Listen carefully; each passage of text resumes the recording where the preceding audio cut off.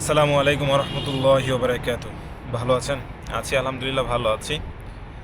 সারা দিন ভর আসলে রোজা রেখে ইফতারের আগ মুহূর্তে এসে কাজ করতে হয় এবং ফুড ডেলিভারিগুলো দিতে হয়। ইফতারের আগ মুহূর্ত পর্যন্ত 3টা বাজে বের হয়ে 2 ঘন্টায় ফুড ডেলিভারি করার পর ইফতার করতে হয়। ইফতার করার পর যে একটু রেস্ট করবো, ভাই এই রেস্ট করার সুযোগ নেই। যদি রেস্ট করতে যাই তাহলে আমি টার্গেট পূরণ করতে পারবো না, কারণ রেস্ট করতে গেলে আর অর্ডার মারতে পারবো না। তাই রেস্ট না করে সেই দীর্ঘ সময় সারাদিন রোজা রেখে ক্লান্ত শরীর নিয়ে আবার ফুড ডেলিভারি করতে হয়। সারা রাত করতে হবে, স্যারের আগ পর্যন্ত করতে হবে, তারপর গিয়ে রেস্ট নিতে হবে।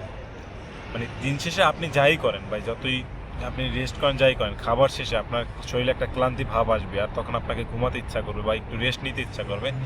কিন্তু সেই সুযোগটা আমাদের ফুড ডেলিভারি বা রাইডারদের হয়ে ওঠে না, কারণ ওই টাইমটা যদি রেস্ট করতে যাই তাহলে আসলে আমি কমপ্লিটলি আমার টার্গেটটা পূরণ করতে পারবো না। আর আমি আমার টার্গেটটা পূরণ যদি করতে না পারি, সেক্ষেত্রে আমার আসলে স্যালারি ঠিকমতো আসবে না, কারণ টার্গেট পূরণ করতে না পারলে অর্ধেক স্যালারি দেবে। আমি যদি একটা কম মারি, আমার 450টা টার্গেট, সেখান থেকে যদি আমি একটি অর্ডার কম হয়, সেখানে আমাকে ফুল স্যালারি দিবে না, সে আমাকে অর্ধেক স্যালারি দিবে। মানে আমি যদি স্যালারি পাই 2000, সেখানে দেবে 1000। তাহলে 1000 যদি স্যালারি পাই, সেখানে 1000 কি আর থাকে?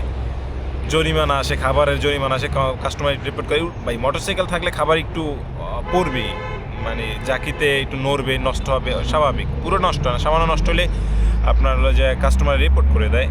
কাস্টমার রিপোর্ট করার ফলে কোম্পানিগুলো আমাদের ওয়ালেট, মানে আমাদের অ্যাকাউন্টে জরিমানা বসিয়ে রাখে, যেটা স্যালারি থেকে আমাদেরকে কেটে নিয়ে যায়, স্যালারি থেকে, মানে ওই জরিমানাটা। মানে সারাদিন ক্লান্ত শেষে যে একটু রেস্ট করব, ওই রেস্ট করার সুযোগটা হয়ে ওঠে না। যাই হোক, এভাবেই চলতেছে আসলে। বিদেশে বাড়ি এসে পড়েছি, এখন তো আর কি করা, এখান থেকে তো চলে যাওয়া যায় না। যেভাবে চলতেছে ওভাবেই চালাচ্ছি।